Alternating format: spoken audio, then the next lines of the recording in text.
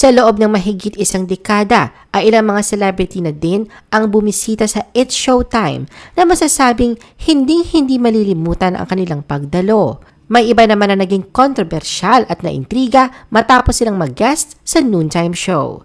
The Philippine Showbiz List presents memorable and controversial guests sa It's Showtime. Janela Salvador and her viral remarks. Gumawa ng ingay at kontrobersya ang pagbisita ni Janela sa It's Showtime kamakailan dahil sa di umano'y hindi magandang asal na pinakita niya sa mga host, partikular na kay Kim Chiu. Sa episode ng programa noong April 2, 2024, kasama ni Janela ang bumisita ang Thai actor na si Win Mitawin para i-promote ang kanilang pelikulang Under Parallel Skies. Promote din ni Janela ang kanyang upcoming concert at single na Head Tone.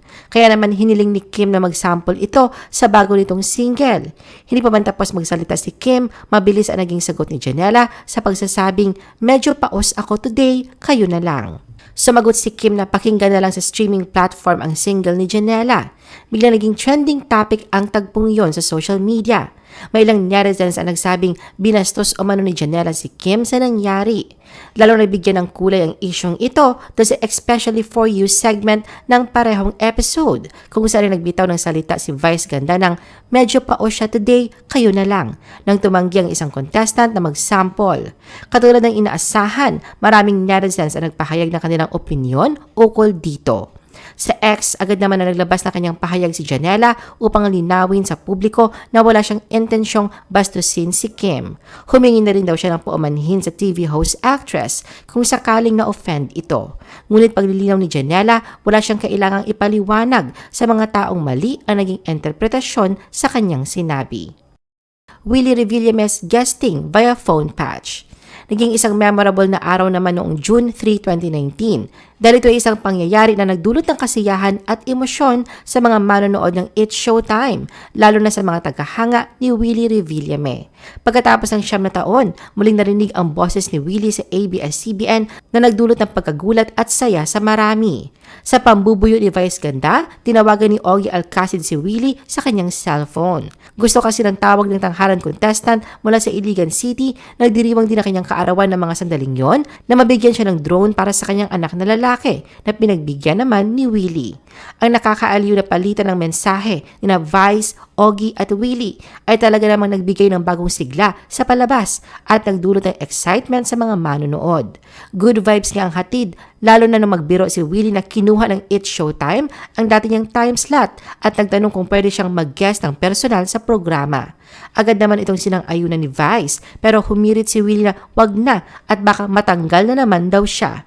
Natatawa naman itong tinugunan ni Vice na bago pa man matanggal si Willie ay baka mauna muna sila. Rosana Rosas' tirade against teachers. Sa lahat na naging bisita ng It's Showtime, kung may isa man na paniguradong nagmarka sa publiko, ito ay walang iba kundi si Rosana Rosas. Ang kanyang pagiging guest judge sa programa kung saan ay nakapagbitaw siya ng hindi magandang pahayag, ay talaga namang kinainisan ng mga guro ng bansa. Sa isang live episode ng programa noong January 2010, matapos mag-perform ang isang grupo mula Calamba, Laguna, tinanong ni Rosana ang isang kalahok kung bakit Jose Protasio Rizal ang pangalan ng national hero, gayong ang pangalan ng tatay nito ay Francisco Mercado at ang nanay naman ay Teodora Alonzo. Nang hindi masagot ang katanungan, ay sinermonan siya ni Rosana. Sinabihan niya ang contestant na murahin niya ang teacher niya dahil minura niya rin ang teacher niya nang hindi makasagot sa kanya. Dagdag pa ni Rosana, naging walang hiya ang mga teacher dahil hindi sinasabi yung totoo sa lahat. Dahil sa mga offensive niyang komento laban sa mga guro, agad siyang pinatawan ng ABS-CBN ng self-regulation kung saan ay tinanggal siya bilang isa sa mga celebrity judge. Ang pangyayaring yon ay nagresulta din ng paghahain ng MTRCB sa pamumuno ni Chair Consoliza Laguardia ng 20-day suspension sa programa. Noong January 14, 2010 ay tumigil sa live airing ang show at pansamantala itong pinalitan na magpasikat. Angelica Jane Yap aka Pastillas Girl on Bugaw controversy. Ang social media personality na si Angelica Jane Yap na nakilala din sa bansag bilang Pastillas Girl ay kabilang din sa controversial guest ng programa. Hindi kailan na siya naging pantapat noon ng It's Showtime sa pagsikat ni Yaya Dab sa Eat Bulaga. Taong 2015, umano ng kontrobersya at puna mula sa publiko ang paglahok niya sa It's Showtime segment na Nasaan Ka, Mr. Pastillas, na tila isang dating game. Sa naturang segment, nagpakita siya ng pag-asa na makaharap ng pag-ibig sa pamamagitan ng paggawa ng pastillas habang hinahanap ang kanyang Mr. Pastillas o ang lalaking magiging kanyang kasintahan.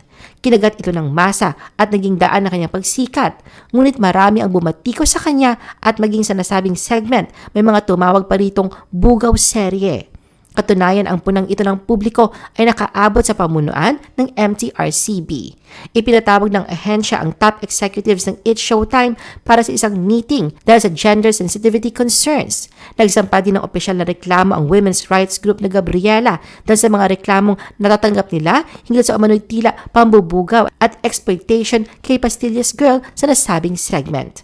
Matapos ang kontrobersya, ang naturang segment ay unti-unting pinaikli at sa huli ay itinigil. Marian Rivera and Dingdong Dantes first ever It's Showtime visit.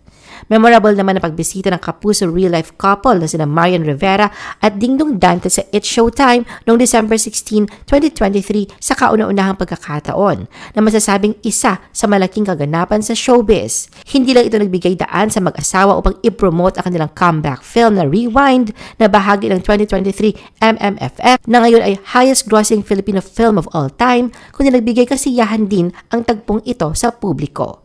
Ganun pa man, hindi nga lang ang pagdalaw nila Marian at Dingdong sa programa ang trending, kundi maging ang pangalan ng host na si Karil. Maraming netizens ang naintriga dahil sa hindi pagsipot ni Karil sa nasabing episode. Bukas na aklat sa publiko ang koneksyon ng tatlo sa bawat isa bilang si Dingdong ang dating nobyo ni Karil habang si Marian naman ang isa sa tinuturong dahilan noon ng kanilang hiwalayan. Manilyn Reyes and Michael V on August birthday celebration.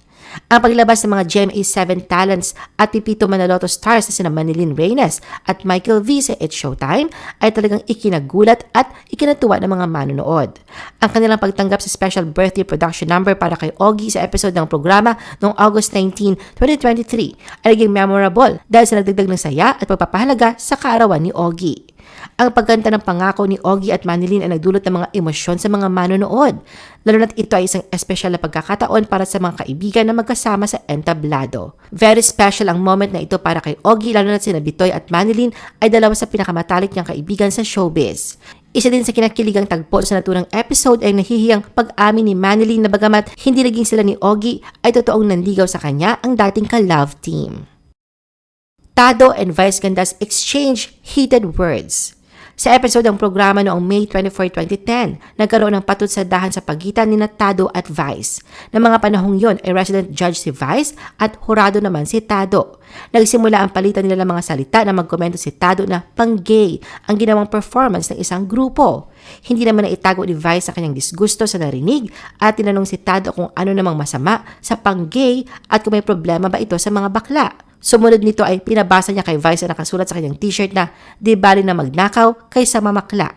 Sinagot naman ito ni Vice sa pagsasabing ang marunong na tanggapin ng katotohanan ng buhay ay ang totoong bakla. Tandaan mo yan. Hindi naman nagpaawat si Tado at sinabing ang mga gipit sa bading kumakapit. Muli ay binara ito ni Vice sa kanyang tugon na pero ang gipit kung ganyan ang itsura walang baklang magpapakapit.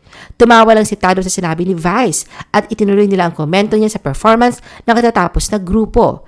Halatang halata ang tensyon sa loob ng studio at inihayag ni Vice na talagang uminit ang tenga niya sa narinig na obnoxious remark ni Tado patungkol sa gay people. Ilang oras lang pagkatapos ng patutsadahan na ito ay naging topic of discussion na ito sa iba't ibang social networking sites. Sa Facebook ay may gumawa pa ng page para lamang sa sagutang ito ng dalawa. Meron din gumawa ng poll kung kanino sila kampe, kay Vice o kay Tado. Bagamat may mga nagsasabi na nakaka-offend talaga ang sinabi ni Tado tungkol sa mga bakla, meron din naman nagsasabi na si Vice din naman ay masakit magsalita minsan kapag nagkokomento siya sa mga contestant ng It's Showtime. Ang kontrobersyang ito ay hindi naman pinatagal ni Vice at Tado at nagkausap sila ukol sa nangyari.